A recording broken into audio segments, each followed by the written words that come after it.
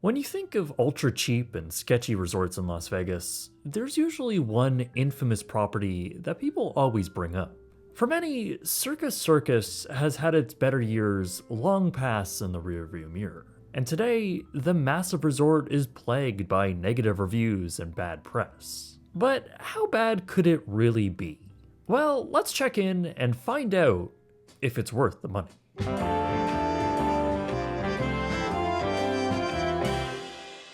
Circus Circus first opened as just a small casino with carnival games in 1968. Despite not including a hotel, the casino was doing something different along the growing Las Vegas Strip. It was not only a themed property, but incorporated playful elements that appealed to families. By 1972, a large hotel tower was added, making this a full-on resort. From here, it would only continue to grow, with further hotel expansions and an RV park. These were the days when trained elephants would play the slots with guests, and employees were all dressed to the carnival theme. While the Vegas resort would continue to evolve, the company would expand with another Circus Circus property in Reno, Nevada, and through the decades, they would acquire and construct other properties around the area. One of them notably being the Luxor. The Circus Circus would also see several corporate name changes and mergers, ultimately being acquired by what is now called MGM Resorts International. They would operate the 3,700-room casino resort until 2019, when it was sold for $800 million to an American businessman named Phil Ruffin. By this point, Circus Circus, well, it didn't have the best reputation, and as a result, Ruffin would announce his plans to renovate and expand the property. While some investment was made, and we'll get into that later, not everything came to fruition, and by early 2025, he stated that he was planning to sell the property and proposed that it could sell up to $5 billion. From what I've seen, most industry observers assume that if the property is sold, the existing resort would likely be torn down completely, mainly due to its less than perfect consumer perception. After staying at Luxor though, I really couldn't imagine Circus Circus was going to be that bad. However, our trip there didn't exactly inspire confidence for us, as when we got into our Uber to take us there, our Uber driver, no word of a lie, literally started laughing at us for going there. But how bad could this really all be? Upon checking in, we quickly realized that there were no human agents at desks. Instead, to check into Circus Circus, we would need to use these automated check-in kiosks. Since we were arriving a little early, before the designated 3 p.m. check-in time, we had to pay a $23 early check-in fee. Very annoying, but whatever. Let's go check out our room. Located on the 30th floor of the tallest lodging tower on property, this is our Executive King room with refrigerator, the highest category you can book online as the general public. And upon first impressions, it's a pretty Spartan room, but honestly not as bad as I feared. When you first walk in, you have some mismatched furniture, and while the media console has 2 massive cracks in it, the TV is modern and 2 small bottles of water are provided, which is more than I could say about the Paris, a hotel nearly double the price of this. Beside it, there's also a decently sized desk, one that yes, looks like it's from 2007, but at least it has a makeup mirror. On the floor, seemingly totally out of place here, is the large refrigerator. Say what you will about hotel refrigerators, but at least this one is very large and pretty nice, though it's not exactly super clean. There's also a small sitting area, again pretty standard. And then you have the bed itself. You're given 3 relatively lumpy pillows and a mattress that's pretty firm and feels pretty low quality. The sheets were just fine, they were clean and did their job. Annoyingly though, there was no easily accessible plugs on the bedside tables. This is a budget room though, and while my sleep wasn't the best, I thought it was all just fine. It's all about the same as a modern-ish roadside motel. Aside from an indent in the entranceway that is meant to be your closet, you then have the bathroom, which is by far the worst part of this room. While Circus Circus claims that this is a renovated space, it seems that the bathrooms were generally omitted from that. In the moment, I called this a pretty dingy space. The tiles were not cleaned all that well, the walls were beaten up, and everything just felt very old. While the shower curtain was thankfully clean, the provided soap ironically was not. In fact, a small pube was found stuck to the only provided liquid soap, a conditioner and shampoo combo, with no body wash. Generally, while the room did seem pretty clean, under a blacklight we did find some mysterious stains around the bed, on the walls, and around the toilets. There was also some collection of dust on various surfaces, and the coffee maker was pretty gross. Overall, I would equate this room to the same level as maybe a Quality Inn or a Ramada. Not outrageously gross or outdated, but certainly not perfect. Though, as it turns out, our room became the best part about this resort. Okay, so the room is basic and maybe not the greatest. But what about the resort? Well, Circus Circus is first and foremost a casino property alongside the Las Vegas Strip. So there is a sizable casino here. Actually, there's two. The first is the Slots of Fun, situated right along the Strip. This separate structure opened in 1971, and is actually pretty cool, since it retains most of its classic Las Vegas vibe with what seems to be original decorations and machines. The main casino, located directly inside the main structure, however, is a bit less charming. There are some elements that you can appreciate, like the decorative pillars and the two-story carousel that actually rotates. But honestly, it all feels like a standard budget casino hotel. It's dark, it's smoky, it just isn't a place I would ever personally choose to spend my time. Now, just like when it was first built, Circus Circus isn't just for adults. Or at least the resort claims it's not. Just above the casino is the Midway. This is a collection of carnival games, a gift shop, and a slushy place. The highlight here, though, is the free circus acts that take place in the middle, high above the casino floor, right within the original structure that was made to look like a circus tent. Though I guess it wasn't exactly a highlight for us, as the show wasn't running while we were there. And honestly, I don't really know when it does. There aren't any listed times around the property, and their website links to a schedule from 2021, so that's not very helpful. Circus Circus also has a whole shopping area on their second promenade level. There you can find a few food options, including a Starbucks, an arcade, and a bunch of gimmicky, tacky Vegas shops that you'll find all over the Strip.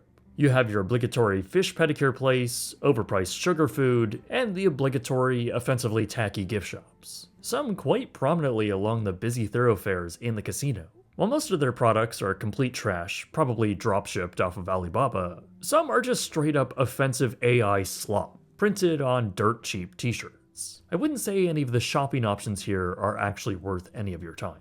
Now further down on the promenade level, you'll find the walkway to the resort's main pool area. This is the only pool area available to guests, and with a recently expanded zero-entry pool, which opened in 2022, as well as the relatively new splash zone, it's not too bad. Perhaps a little lackluster, but perfectly fine for being complimentary. But that's not the only attraction here at Circus Circus. Back up on the promenade level, mixed within all of the shops, is the marquee attraction here on property, the Adventure Dome Indoor Theme Park. This 5-acre, fully enclosed theme park was built in 1993 and opened as a pretty big deal, one of the largest and most thrilling attractions on the Strip. But like most of the resort, over the years, it has lost a bit of its shine. And unless you knew about it already, this would be a pretty big surprise if you were just wandering around the concourse of the property. Inside the massive pink glass dome, a central foam mountain rises nearly to the top and has various attractions built around it and inside of it. While there used to be other big attractions here, like the water-based one that ran around the mountain, the park does still feature the original Canyon Blaster coaster and the relatively new El Loco, which opened in 2014. There's also a bunch of smaller off-the-shelf flat rides sprinkled around it, some of which are also relatively new. While we were there, most of the food and retail spaces were closed, and since we visited in October, the park was getting set up for the weekend Halloween events. But the seemingly big preparation for large crowds was not our experience, as the dome was absolutely empty while we were there. We maybe saw 15 other people inside the park, and while some attractions did seem pretty fun, we didn't end up going on any, as in order to do so, you would need to buy a regular pass, which is $60 per person. But while the park itself may look a little tired, as if the owners are no longer interested in keeping up with their attractions, I was very surprised to find out that that's not entirely the case. In March of 2024, Circus Circus opened up a brand new SpongeBob-themed dark ride called SpongeBob's Crazy Carnival Ride. This whole thing is just so weird. Despite having a whole theme park on site, this ride was constructed just outside of the entrance to the park, along a rather quiet corridor of retail.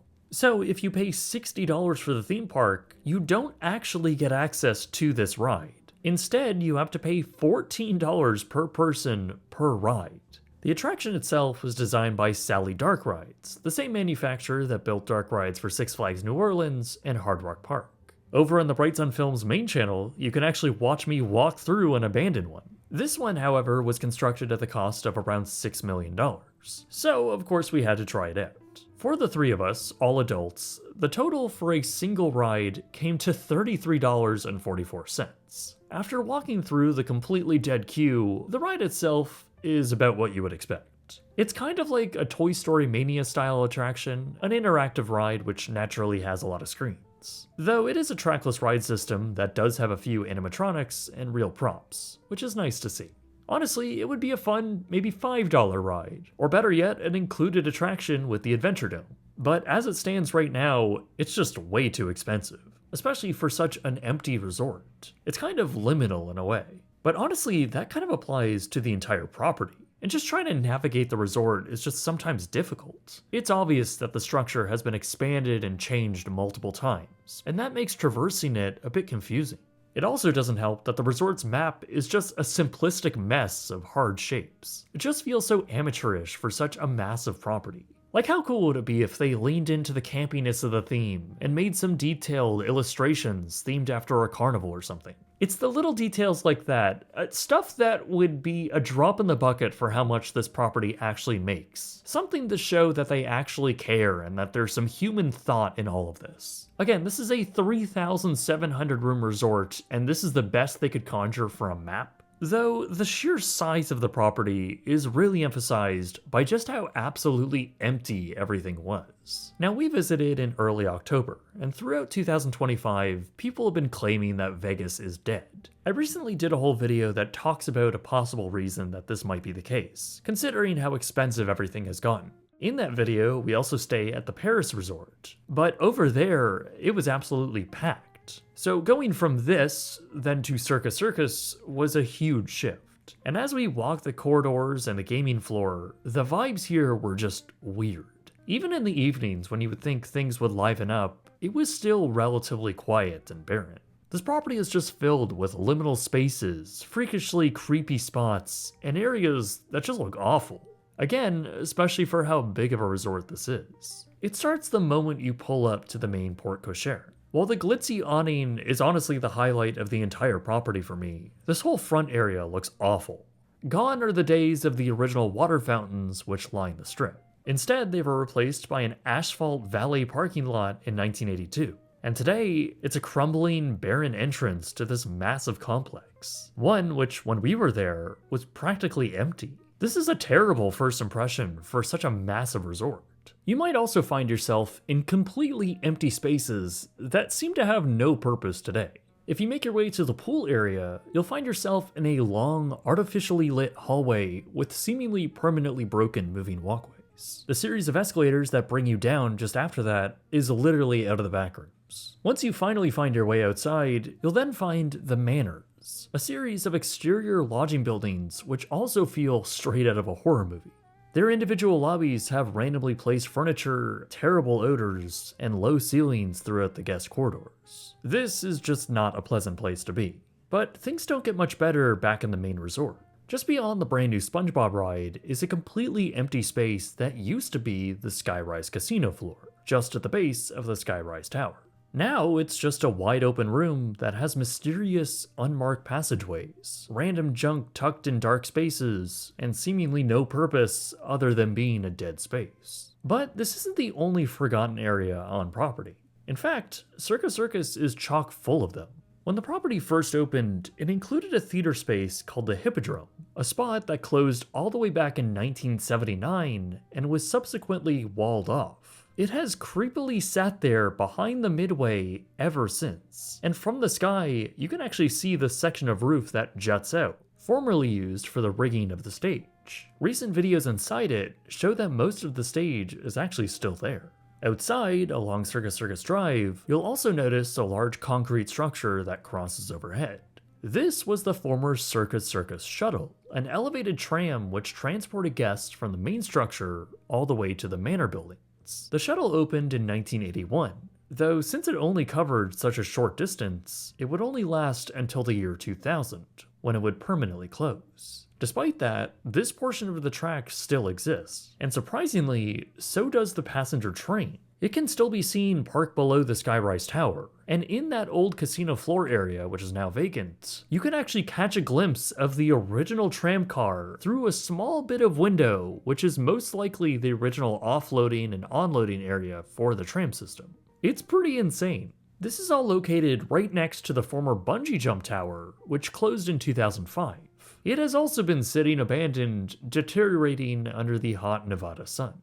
I had a fabulous view of both of these from our 30th floor window.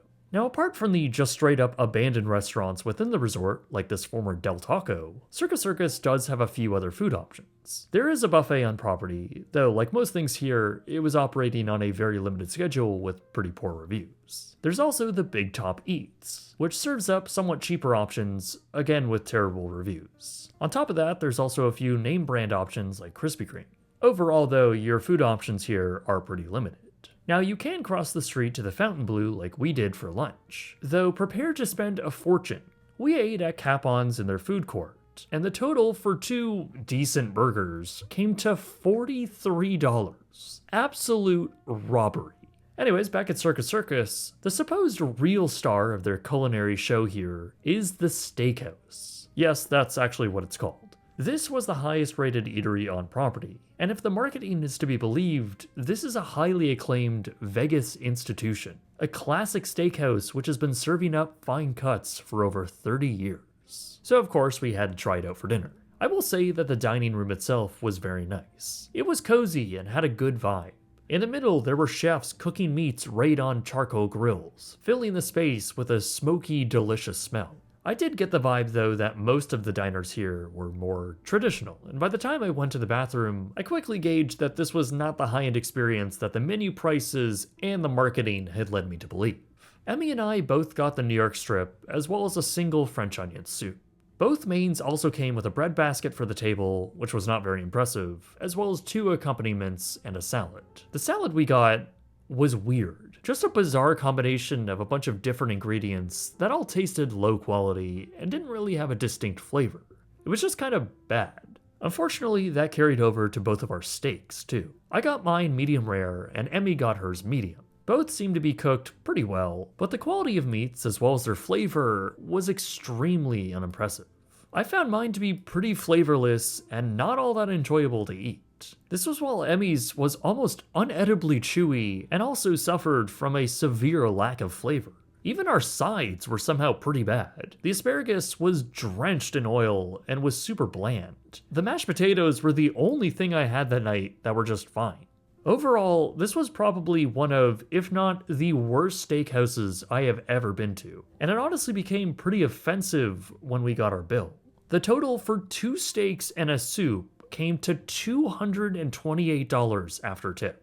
That is insane. A meal at that price being this bad, I think truly just sums up Vegas for me. I can think of plenty of steakhouses in Toronto that are leaps and bounds better than what we got here, and are probably the same price too, adjusted for the exchange rate. This whole meal was just absolutely ridiculous. But while that was the price for our food, what about the price for our one-night stay here? Well, for our stay in an executive king room, it came to $121. Now, as all Vegas resorts do, this room was advertised as $62 a night. However, when you look at the itemized breakdown, that's before taxes and fees and before the resort fee, which here at Circus Circus is an astonishing $51 a night. Now, in fairness, this is the most expensive room you can get at the resort. The cheapest room you can get here is in the Manors, and while the rates are again advertised as low as $12 a night, after taxes and fees, you're looking at around $64 a night. Still extremely cheap. A room in the Skyrise Tower starts at around $76, and our room can be had as low as $107. These are all prices for the lowest rates of the year. And more often than not, you'll either be paying closer to what we paid or more. It's certainly not hard to find weekend prices that knock that rate up to over $230. Now, Circus Circus also has some suites on property, though from what I understand, they're only available upon invitation, usually to higher spenders in the casino. The biggest suite you can get is the Penthouse, a 2-story palatial suite which is stuck in the last century. Honestly, it is a pretty cool time capsule in Vegas though. But let's actually give this hotel a score. I call my scoring system Jake's Is It Any Good score, and it's based on 5 categories, each out of 10, for a potential perfect score of 50 out of 50. We'll start with the location, and for this being a property at the far north end of the strip, it is pretty far from the core of everything. This area also doesn't have the best reputation. It's a 4 out of 10. Amenities, while plentiful, from gaming, arcades, pools, and a theme park, it doesn't all necessarily equate to a good experience. These aren't very good amenities, and everything is super subpar or very expensive to use. I don't think I'd give it any more than another 4 out of 10. Luxury and quality is obviously pretty bad here. I don't think anyone would call any part of this structure in its current states a quality experience, even for the ultra-low price tag. It feels like a cynical, forgotten resort designed to take your money and provide the bare minimum back. It's a dingy, smelly, and in some cases creepy place to spend your time, and there's a reason why it was empty. It has a reputation for a reason. It's a 1 out of 10. Service is a little weird though, mainly because there is basically no service here, and it's not like the boutique de Vel Inn where that was the point. Now, from the very start, the lack of a check-in desk made it very clear that this resort's priority was to save money on staffing, and it shows. In fact, the only people we did come in contact with were timeshare salespeople who, after enthusiastically starting up conversations with us using fake intrigue, they then prompt you with a sales pitch. This is all while you attempt to just mind your own business and simply walk through the resort. I hate that kind of stuff, especially when you've already paid to be here. It's a 2 out of 10. Finally, there's value. $120 is a good price anywhere in America these days. However, this is Vegas, and all of these resorts are trying to outdo each other with pricing. I've found better deals at properties like New York, or even the Park MGM. Both have better locations, rooms, and resorts. Even when I look at Luxor in the room we got a little while back, that was only $40 more, and we got a whole suite. Now, that wasn't exactly the standard I'd wish these properties to shoot for, but it was a better room than this. I think it's a 4 out of 10. That brings the total score to a pretty bad 15 out of 50. That's by far the lowest score I've yet to give, beating out Luxor, meaning that resort is better than this, which it is. Look, I really did go into this property with an open mind. Obviously, I knew it was going to be old and a bit weird in some places, and of course the foreboding internet warnings and Uber driver laughing at us didn't help, but honestly, by the end of it, I just questioned why and how it even continues to exist in the first place. Okay, so at the very base level, it's an ultra-budget property with families in mind. Sure, but there are much better resorts that have lower prices. Targeting families in Vegas, I don't even really get that in the first place. I certainly don't think, inside and out, this is a good place to bring your kids. I can see how the Midway might be fun, but it's all pretty outdated, and nostalgia aside, there are many, many other places to bring your kids. Even for people who like to gamble, this is not a great atmosphere to do that either. It's smoky, dirty, and dark, an overall very unpleasant place to be. And I just think the crowd levels prove this. This property has just gotten lost in the reinvention of Vegas. For better or worse, this rare relic has remained in place, and because of that, it does have some historical significance. It was very interesting walking around the property for the first few hours, gawking at the remnants of a time that is now long gone. In that sense, Circus Circus does have some charm that shouldn't be totally written off. But it's also a place that seemingly has no vision or care for the product, or the potential of its original theme.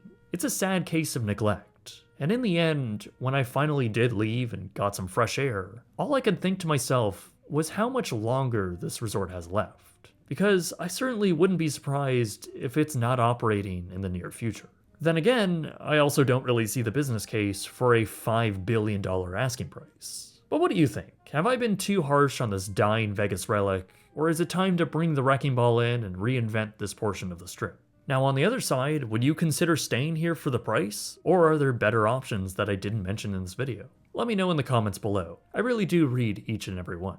Until next time, thanks for the incredible year here on YouTube. My name is Jake, and thank you very much for watching.